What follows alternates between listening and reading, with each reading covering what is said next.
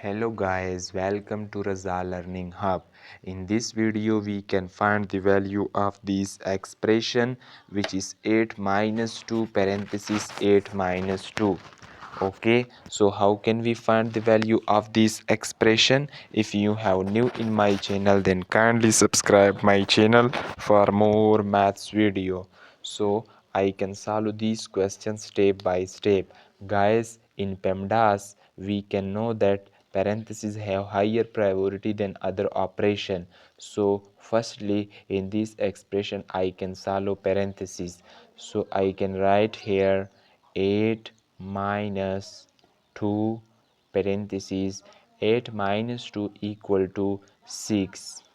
Okay guys, now in next step, multiplication have higher priority than other operation, so 8 minus 2 times 6, which is equal to 12. So 8 minus 12 equal to minus 4. Guys, this is the final answer of this expression. If anywhere you can face an issue, then comment. I will reply your question, and kindly subscribe my channel for more this type of math question. Thanks a lot.